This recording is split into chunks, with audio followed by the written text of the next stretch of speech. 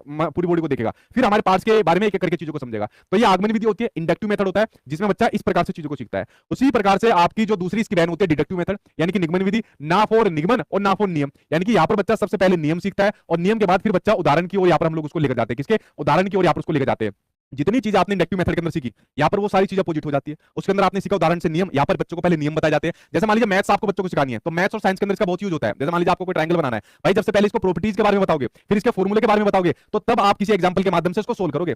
आपको मैथ्स के फॉर्मूले ही नहीं आते, तो अगर फॉर्मूला नहीं आएगा तो आप समस्या का समाधान कैसे करोगे, नहीं सोल्व कर पाओगे। तो पहले आपको फॉर्मूले आने चाहिए, पहले आपको कंसेप्ट आने चाहिए, रूल आने चाहिए, उसके बाद फिर आपको उदाहरणों के माध्यम से समझाया जाता है। तो ये आपकी जो बड़ी क्लासेज होती है उसमें इसका यूज होता है डिडक्टिव मेथड का, यानी कि निगमन विधि का। और निगमन विधि में सारी चीज अपोजिट यहाँ पर हो जाती है। इसमें यहाँ पर सूक्ष्म से स्थूल होता है, अमूर्त से मूर्त होता है, अज्ञात से ज्ञात यहाँ पर होता है, सामान्य से विशिष्ट यहाँ पर होता है। तो ये सारी चीजें निगमन विधि में अपोजिट यहाँ पर देखने को मिल जाती है। ठीक है, तो पहले नियम बताया जाता है, फिर उसके उदाहरण यहाँ पर मिलाए जाते हैं। अब दोनों मेथड मैंने आपके सामने बता दिए। अब आपके सामने एक क्वेश्चन स्क्रीन पर आ गया, इस क्वेश्चन का आंसर आप लोग मुझे बताइए कि इस क्वेश्चन का आंसर क्या हो जाएगा। ये क्वेश्चन आपके सामने पूछा गया है कि यहाँ पर कोई बबली है, तो बबली कक्षा में पढ़ाती है, यानी कि टीचर है बबली, वे बच्चों को नाम संबंधी कुछ उदाहरण देती है। जैसे किसी के नाम होते हैं, जैसे मान लीजिए मैं आपके दो तीन के नाम पकड़ता हूँ, ठीक है, नाम